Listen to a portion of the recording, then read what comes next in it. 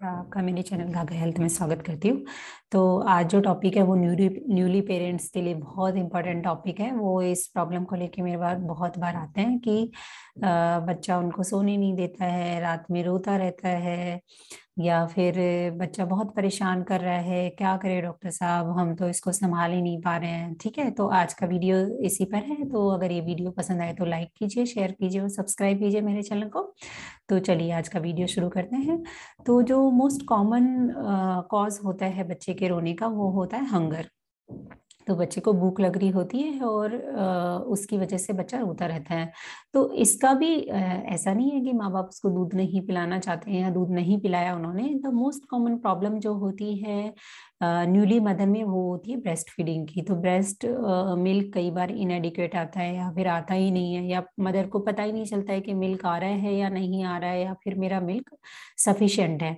तो जो feeding related problem है उसका मेरे चैनल पे अलग से वीडियो है, वो आप देख लीजिए। उससे बहुत सारी क्वेरी आपकी सॉल्व हो जाएगी, और अगर कुछ क्वेरी है तो आप कमेंट सेक्शन में पूछ सकते हो। ठीक है, तो जो भूख का कारण है बच्चे का कि उसका पेट नहीं भर रहा है, तो वो कैसे असेस कर सकते हैं कि बच्चे का पेट नहीं भर रहा है। तो अगर बच्चा पीने के बाद 1.5 से 2 घंटे सोता नहीं है, या फिर दिन में 7 से 8 बार सुसु नहीं कर रहा है, तो बच्चे का जो फीडिंग है इनएडिक्वेट है। सेकंड थिंग जो होती है कि बच्चे का वेट गेन नहीं हो रहा।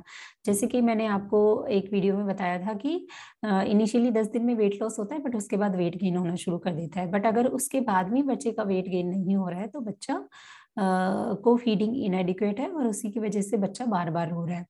और उसके बाद है कि एक और साइन है कि जैसे ही आप बच्चे को अगर बच्चे का इनएडिक्वेट फीडिंग है, तो बच्चे को अगर ऊपर का दूध दोगे तो उसके बाद दूध देने के बाद वो आराम से सो जाता है, रोता नहीं है। ठीक है, तो ये सारे साइंस है जिससे आप पता लगा सकते हो कि बच्चा भूख के कारण रो रहा है। ठीक है, सेकंड जो मोस्ट कॉमन थिंग होती है कि बच्चा गीले में पड़ा है, उसकी वजह से रो रहा है। क्योंकि बच्चा 15 से कई बार होता है कि बच्चा बार बार जैसे ही उसने दूध पिया सुसु कर दिया, और सुसु करने के बाद में वो रो रहा है, गीले में पड़ा हुआ है तो रो रहा है। या फिर डायपर उसका जो है काफी टाइम हो गया चेंज करे हुए, तो उसकी वजह से गीला लग रहा है उसको और वो रो रहा है। तो सेकंड चीज आपको जो चेक करनी है अगर बच्चा आपका बार बार रो रहा है तो वो है गीलापन। तो कोई भी क्लोथ गीला हो रहा है या फिर डायपर अगर चेंज करने की जरूरत है तो वो चेंज करिए। उसके बाद भी देखिए कि अगर रो रहे हैं तो उसके और कारण हो सकते हैं। थर्ड जो मोस्ट कॉमन थिंग होती है वो होता है डायपर रैश। तो डायपर रैश के लिए हमेशा चेक कीजिए। पॉसिबल हो सके तो आप इनिशियली डेज में नाइट में आप डायपर यूज कर सकते हो। इनिशियली डेज में जो कॉटन क्लोथ्स आती हैं वो आप यूज करिए, कॉटन जो नैपीज आते हैं वो आप यूज करिए, उससे डायपर रैश होने के बहुत कम चांसेस होते हैं। तो अगर डायपर रैश हो भी गया है तो उसके बाद जो डायपर रैश के लिए क्रीम आती है, मेडिसिन में अवेलेबल होती है मार्केट में, वो आप यूज करके बच्चे को लगाइए, बच्चे को आराम मिलेगा और बच्चा रोना बंद कर देगा।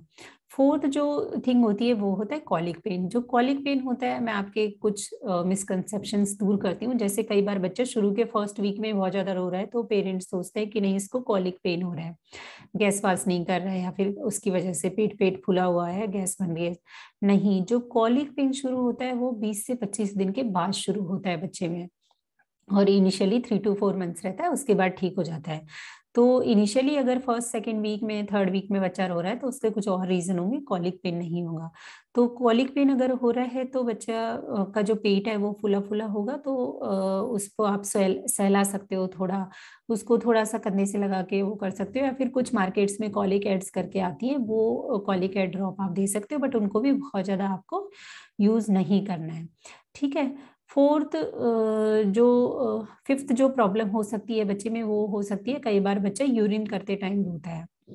तो आपकी यूरिन की जो जगह है वो आपको चेक करनी है, कहीं वहाँ रेडनेस तो नहीं हो रही है, कुछ पस वगैरह तो नहीं आ रहा है, उसकी वजह से बच्चा तो नहीं रो रहा है। कई बार छोटे बच्चों में यूरिन इन्फेक्शन होने के चांसेस बहुत ज्यादा होते हैं, तो उस केस में बच्चा जब यूरिन करेगा तो बहुत जोर लगाएगा और बहुत ज्यादा क्राई करेगा। तो उस केस में आपको तुरंत डॉक्टर को दिखाना है, यूरिन की जांच करेंगे और कुछ जरूरत पड़ी तो मेडिकेशन देंगे।